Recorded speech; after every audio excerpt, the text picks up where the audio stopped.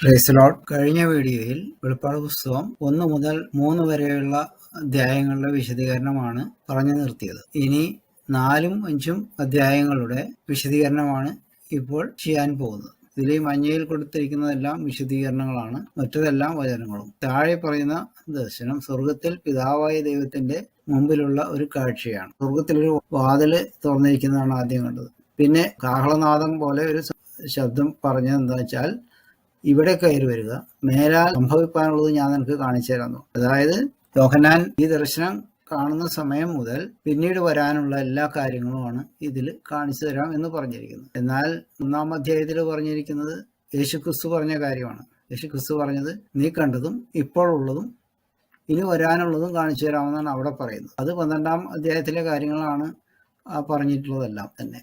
അത് മുമ്പുള്ള വീഡിയോകളിൽ ഞാൻ പറഞ്ഞിട്ടുണ്ട്. പിന്നെ ഉടനെ ഞാൻ ആത്മവീശനായി സ്വർഗത്തിൽ ഒരു സിംഹാസനം വെച്ചിരിക്കുന്നതും സിംഹാസനത്തിൽ ഒരുവൻ ഇരിക്കുന്നതും കണ്ടു. അപ്പോൾ ഒരു വ്യക്തി അവിടെ ഒരു സിംഹാസനത്തിൽ ഇരിക്കുന്നതായിട്ട് കണ്ടു എന്നാണ് പറയുന്നത്. ഇരിക്കുന്നവൻ കാഴ്ചയ്ക്ക് സൂര്യകാന്തത്തോടും പത്മരാഗത്തോടും സദൃശ്യൻ. സിംഹാസനത്തിന്റെ ചുറ്റും കാഴ്ചയ്ക്ക് മരകത്തോട് സദൃശ്യമായൊരു പച്ചവില്ല്. അപ്പോൾ സിംഹാസനത്തിൽ ഇരിക്കുന്ന ആള് 2 രത്നങ്ങളുടെ നിറമുണ്ടെന്നാണ് പറയുന്നത്. സിംഹാസനത്തിന്റെ ചുറ്റും കാഴ്ചയ്ക്ക് മരതകത്തോട് സദൃശ്യമായ പച്ചവില്ല്. ഒരു പച്ചവില്ലും ഈ സിംഹാസനത്തിന് ചുറ്റുമുണ്ട്. സിംഹാസനത്തിന്റെ ചുറ്റിൽ 24 സിംഹാസനം. ആ സിംഹാസനത്തിന്റെ ചുറ്റിൽ 24 സിംഹാസനമുണ്ട്. വെള്ളയുടുപ്പ് ധരിച്ചും കൊണ്ട് സിംഹാസനങ്ങളിൽ ഇരിക്കുന്ന 24 മൂപ്പന്മാർ. അതിൽ 24 മൂപ്പന്മാരും ഓരോ സീറ്റിലും ഇരിപ്പുണ്ട്. അവരുടെ തലയിൽ പൊൻകിരീടം അവരുടെ തലയിലുണ്ട്. സിംഹാസനങ്ങളിൽ നിന്ന് മിന്നലും നാദവും ഇടിമുഴക്കവും പുറപ്പെടുന്നു. ദൈവത്തിന്റെ 7 ആത്മാക്കളായ 7 ദീപങ്ങൾ സിംഹാസനത്തിന്റെ മുമ്പിൽ ജ്വലിച്ചുകൊണ്ടിരിക്കുന്നു. ദൈവത്തിന്റെ സിംഹാസനത്തിൽ നിന്ന് മിന്നലും നാദവും ഇടിമുഴക്കവും വരുന്നുണ്ട്.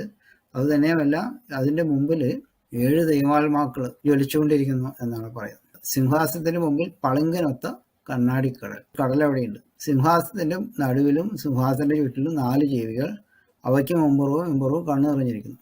പിന്നെ 4 ജീവികളും അവിടെയുണ്ട്. മുമ്പും പിന്നിലും ഒക്കെ കണ്ണ് നിറഞ്ഞിരിക്കുന്നു എന്നാണ് പറയുന്നത്. പിന്നെ സ്വർഗത്തിൽ പിതാവായ ദൈവത്തിന്റെ സന്നിധിയിൽ ഒരു സ്ഫടിക തുല്യമായ സമുദ്രമുണ്ട്. എന്നാൽ 1000 ആണ്ട് കഴിഞ്ഞ് ദൈവം സൃഷ്ടിക്കാൻ പോകുന്ന പുതിയ ഭൂമിയിൽ സമുദ്രമില്ല. വെളിപ്പാട് 21:1 പറഞ്ഞ് സമുദ്രം ഇനിയില്ല എന്ന് പറയുന്നുണ്ട്. ഇവിടെ അങ്ങനെയല്ല, പിതാവിന്റെ സന്നിധിയിൽ സമുദ്രമുണ്ടെന്നാണ് പറയുന്നത്. അപ്പസ്തോലനായ യോഹന്നാന്റെ ദർശനം, പുതിയ നിയമം, 4 ജീവികൾ. കൂടുതൽ വിവരങ്ങൾക്ക് തിരയുക ബൈബിൾ രഹസ്യങ്ങൾ 49. ഇതാണ് ഈ 4 ജീവികൾ. 1-ാം ജീവി സിംഹത്തിന് സദൃശ്യം, 2-ാം ജീവി കാളയ്ക്ക് സദൃശ്യം, 3-ാം ജീവി മനുഷ്യനെ പോലെ മുഖമുള്ളതും, 4-ാം ജീവി പറക്കുന്ന കഴുകിനും സദൃശ്യം. 4 ജീവികളും ഓരോന്നിന് 6 ചിറകുള്ളതായി ചുറ്റിലും അകത്തും കണ്ണ് നിറഞ്ഞിരിക്കുന്നു. ചിറകിന്റെ ഉള്ളിലാണ് കണ്ണുള്ളത് പറയണേ. ചിറകുള്ളതായി ചുറ്റിലും അകത്തും കണ്ണ് നിറഞ്ഞത്. അത് ചിറകുമ നിറച്ച് കണ്ണാന്നാണ് പറയുന്നത്. ഇരിക്കുന്നവനും ഇരുന്നവനും വരുന്നവനുമായി സർവശക്തിയുള്ള കർത്താവായ ദൈവം പരിശുദ്ധൻ പരിശുദ്ധൻ പരിശുദ്ധൻ എന്ന് അവർ രാപ്പകൽ വിശ്രമം കൂടാതെ പറഞ്ഞിരിക്കും. ദൈവത്തെ ആരാധിക്കുകയാണ്. എന്നേക്കും ജീവിച്ചിരിക്കുന്നവനായി സിംഹാസനത്തിൽ ഇരിക്കുന്നവന് ആ ജീവികൾ മഹത്വവും ബഹുമാനവും സ്തോത്രവും കൊടുക്കുമ്പോഴൊക്കെയും 24 മൂപ്പന്മാരും സിംഹാസനത്തിൽ ഇരിക്കുന്നവന്റെ മുമ്പിൽ വീണ് എന്നേക്കും ജീവിച്ചിരിക്കുന്നവനെ നമസ്കരിച്ചു, ദൈവത്തെ ആരാധിച്ചു എന്ന് പറയും. കർത്താവെ, നീ സർവവും സൃഷ്ടിച്ചവനും എല്ലാം നിന്റെ ഇഷ്ടം ഹേതുവായി ഉണ്ടായതും സൃഷ്ടിക്കപ്പെട്ടു, അവയാൽ മഹത്വവും ബഹുമാനവും ശക്തിയും കൈക്കൊള്ളുവാൻ യോഗ്യൻ എന്ന് പറഞ്ഞുകൊണ്ട് തങ്ങളുടെ കിരീടങ്ങളെ സിംഹാസനത്തിന് മുമ്പിലിടും. ഇതിന് എക്സ്പ്ലനേഷൻ വേറെ ആവശ്യമില്ല, അത് ക്ലിയർ ആയിട്ടെല്ലാം എഴുതിയിട്ടുണ്ട്. എസെക്കിയേൽ 1-ാം അധ്യായത്തിൽ 4 ജീവികളിൽ ഓരോന്നിനും 4 വ്യത്യസ്തമായ തലകളുണ്ട്.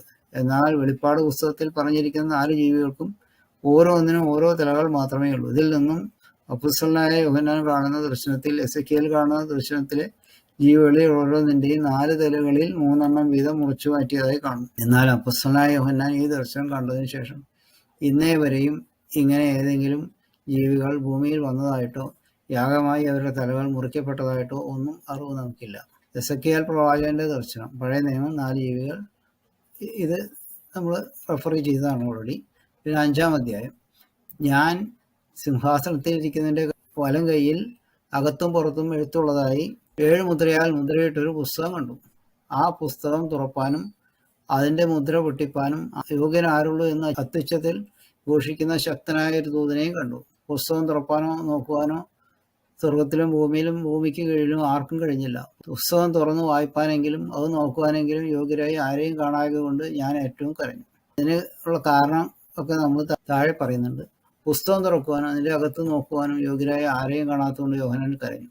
പുസ്തകത്തിൽ എഴുതിയിരിക്കുന്നത് ഭാവിയിൽ വരാൻ പോകുന്ന ന്യായവിധികളെ കുറിച്ചാണ് എന്നുള്ളത് പുസ്തകത്തിന്റെ പുറത്തെ എഴുത്തിൽ നിന്ന് യോഹന്നാൻ മനസ്സിലാക്കി എന്ന് കരുതാവുന്നതാണ്. അപ്പോസ്തലനായ യോഹന്നാനും അനേകം സഹോദരന്മാരും ദുഷ്ടമനുഷ്യരാൽ അനവധി കഷ്ടങ്ങൾ സഹിക്കുകയും പലരും രക്തസാക്ഷിത്വം വഹിക്കുകയും ചെയ്തിട്ടുണ്ട്. ഇങ്ങനെയുള്ള കഷ്ടങ്ങളും രക്തസാക്ഷിത്വവും ദൈവമക്കൾക്ക് ഭാവിയിലും അനുഭവിക്കേണ്ടതായിട്ടുണ്ട്. അതുകൊണ്ട് ദുഷ്ടരായ മനുഷ്യരുടെ ന്യായവിധി നടക്കേണ്ടത് അത്യാവശ്യമാണ്. ഇതിനാലാകണം യോഹന്നാൻ പുസ്തകം തുറക്കാൻ ആരുമില്ലല്ലോ എന്നോർത്ത് കരഞ്ഞത്. ഇതേപോലെ തന്നെ 6-ാം അധ്യായം 10-ാം വാക്യത്തിൽ യാഗപീഠത്തിന്റെ ചുവട്ടിൽ ആത്മാക്കൾ പ്രതികാരത്തിനായി നിലവിളിക്കുന്നതായി എഴുതിയിരിക്കുന്നു. അത് നമുക്കൊന്ന് നോക്കാം. 30-ാം വാക്യം മുതൽ വായിക്കാം. അവൻ 5-ാം മുദ്ര പൊട്ടിച്ചപ്പോൾ ദൈവവചന നിമിത്തവും തങ്ങൾ പറഞ്ഞ സാക്ഷ്യം ചെയ്തതായും അറുക്കപ്പെട്ടവരെ ആത്മാക്കളെ ഞാൻ യാഗപീഠത്തിന് കീഴിൽ കണ്ടു. വിശുദ്ധനും സത്യവാനുമായ നാഥ, ഭൂമി വസിക്കുന്നവരോട് ഞങ്ങളുടെ രക്തത്തെക്കുറിച്ച് നീ എത്രത്തോളം ന്യായവിധിയും പ്രതികാരവും നടത്താതെ ഇരിക്കുമെന്ന് അവർ ഉറക്കെ നിലവിളിച്ചു. അപ്പോൾ അവരിൽ ഓരോരുത്തരും വെള്ള നിലയങ്കി കൊടുത്തു. അവരെ പോലെ കൊല്ലപ്പെടുവാനിരിക്കുന്ന സഹകൃത്യന്മാരും സഹോദരന്മാരും വന്നു ദൈവം അല്പകാലം കൂടി സ്വസ്ഥമായി പാർക്കണമെന്ന് അവർക്ക് ഉറപ്പാടുണ്ടായി. ഇതാണ് ആ പറഞ്ഞ കാര്യം. അപ്പോൾ യോഹന്നാന്റെ അതേ ഭാഷയിലാണ് ആ വിശുദ്ധന്മാർ നിലവിളിക്കുന്നത് യാഗപീഠത്തിന്റെ ചുവട്ടിൽ. അപ്പോൾ മൂപ്പന്മാരിൽ ഒരുത്തനോട്, കരയേണ്ട, യഹൂദാ ഗോത്രത്തിലെ സിംഹവും ദാവീദിന്റെ പേരുമായ പുസ്തകവും അതിന്റെ 7 മുദ്രയും തുറപ്പാൻ മിക്കവണ്ണം ജയം പ്രാപിച്ചിരിക്കുന്നു എന്ന് പറഞ്ഞു. ഞാൻ സിംഹാസനത്തിന്റെയും 4 ജീവികളുടെയും നടുവിലും മൂപ്പന്മാരുടെ മധ്യത്തിലും ഒരു കുഞ്ഞാട് അറുക്കപ്പെട്ടതുപോലെ നിൽക്കുന്നത് കണ്ടു. അതിന് 7 കൊമ്പും സർവ്വഭൂമിയിലേക്ക് അയച്ചിരിക്കുന്ന ദൈവാത്മാക്കളായ 7 കണ്ണുമുണ്ട്. അതായത് 7 കൊമ്പ് എന്ന് പറഞ്ഞാൽ ശക്തിയെ കാണിക്കുന്നത്, അത് പൂർണ്ണശക്തി. പിന്നെ 7 കണ്ണെന്ന് പറഞ്ഞാൽ പൂർണ്ണ ജ്ഞാനം. ആ ശക്തി കർത്താവ് യേശുക്രിസ്തുവിന് ആ സമയത്ത് ഉണ്ട് എന്നാണ് ഇവിടെ പറയുന്നത്. പിന്നെ യേശുക്രിസ്തുവാണ് പുസ്തകം തുറക്കാൻ യോഗ്യനായിട്ടുള്ള ഏക വ്യക്തി എന്ന് ഇവിടെ പറയുന്നത്. അവൻ വന്ന് സിംഹാസനത്തിലിരിക്കുന്നവന്റെ വലം കൈയിൽ നിന്ന് പുസ്തകം വാങ്ങി. അത് കഴിഞ്ഞിട്ട് 8 മുതൽ 10 വരെയുള്ള വാക്യങ്ങൾ മലയാളത്തിൽ തെറ്റായിട്ടുള്ള രീതിയിലാണ് അതിന്റെ അർത്ഥം കൊടുത്തിരിക്കുന്നത്. അതുകൊണ്ട് ഇത് ആ 3 വചനങ്ങൾ ഇംഗ്ലീഷിലാണ് താഴെ കൊടുത്തിരിക്കുന്നത്. അത് 8-ാമത്തെ വാക്യം എന്താണ്? And when he had taken the book, the 4 beasts and 24 elders fell down before the Lamb, having every one of them harps and golden vials full of odors, which are the prayers of saints. അതായത് ഈ 24 മൂപ്പന്മാരും 4 ജീവികളും യേശുക്രിസ്തുവിന്റെ മുമ്പേ വീണ് നമസ്കരിച്ചു എന്നാണ് പറയുന്നത്. പിന്നെ 9-ാം വാക്യം, and they sung a new song, saying, thou art worthy to take the book and to open the seals thereof, for thou wast slain and hast redeemed us to God by thy blood out of every kindred, tongue, people and nation. അതായത് ഈ 4 ജീവികളും 24 മൂപ്പന്മാരും പറയാണ്, യേശുക്രിസ്തുവിന്റെ രക്തത്താൽ ഞങ്ങളെ ജാതികളിൽ നിന്നും മനുഷ്യരിൽ നിന്നും വീണ്ടെടുത്തു എന്നാണ് പറയുന്നത്. പക്ഷെ മലയാളത്തിലെ ആ അർത്ഥം വ്യത്യാസമുള്ള രീതിയിലാണ് പറയുന്നത്. വേറെ ആരോ വീണ്ടെടുത്തു എന്നുള്ള രീതിയിലാണ് മലയാളത്തിൽ എഴുതി വച്ചിരിക്കുന്നത്. അതുകൊണ്ടാണ് അത് എടുക്കാതെ ഇംഗ്ലീഷ് തന്നെ നേരെ എടുക്കാൻ കാരണം. എൻ്റെ 10-ാം വാക്യം, and hast made us unto our God kings and priests and we shall reign on the earth. അതായത് ഇവർ പറയുന്നത് ഇവരെ രാജാക്കന്മാരായിട്ടും പുരോഹിതന്മാരായിട്ടും തിരഞ്ഞെടുത്തു, ഞങ്ങൾ ഭൂമിയിൽ ഇനി വാഴും എന്നാ പറയുന്നത്. ഫ്യൂച്ചറിൽ വരാൻ പോകുന്ന ഒരു കാര്യമായിട്ടാണ് ഇവിടെ പറയുന്നത്. പിന്നെ മലയാളത്തിൽ എഴുതിയിരിക്കുന്നത് തെറ്റാണ്. തർജ്ജമയിൽ വലിയ മീനിങ് ഡിഫറൻസ് ഉണ്ട്. ഇതാണ് കറക്റ്റ് ആയിട്ടുള്ള മീനിങ്. ഇവരാണ് ഭൂമിയിൽ വാഴാൻ പോകുന്നത്, അല്ലാണ്ട് വേറെ ആൾക്കാരല്ല. മലയാളത്തിൽ എഴുതിയിരിക്കുന്നത് വെച്ച് വേറെ ആൾക്കാർ ആരോ വാഴുന്നു എന്നുള്ള നിലയിലാണ് എഴുതി വെച്ചിരിക്കുന്നത്. അതുകൊണ്ടാണ് ഇത് ഇംഗ്ലീഷിൽ ഉള്ളത് തന്നെ ഒറിജിനൽ കിങ് ജെയിംസ് വെർഷനിൽ നിന്ന് എടുക്കാൻ കാരണം അതാണ്.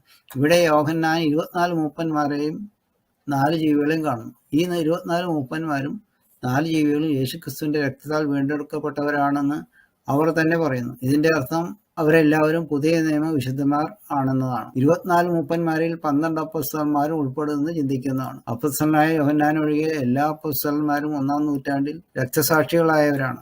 അന്ത്യക്രിസ്തുവിന്റെ കാലത്ത് യോഹന്നാൻ അപ്പോസ്തലൻ 2 സാക്ഷികൾ ഒരാളെ വന്ന് രക്തസാക്ഷിയായി മാറും.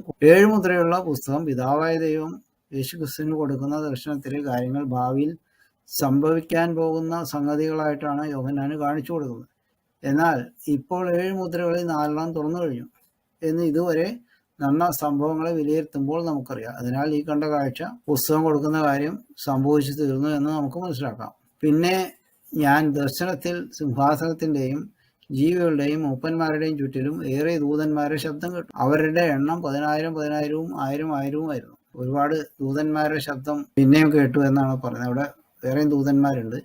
അവർ അത്യുച്ചത്തിൽ അറുക്കപ്പെട്ട കുഞ്ഞാടിന് ശക്തിയും ധനവും ജ്ഞാനവും ബലവും ബഹുമാനവും മഹത്വവും സ്തോത്രവും ലഭിക്കാൻ യോഗ്യനെന്ന് പറഞ്ഞു. അതായത് സകലവിധ ആരാധനയ്ക്ക് യോഗ്യനാണ് ഈ യേശുക്രിസ്തു എന്നാണ് ഇവിടെ പറയുന്നത്.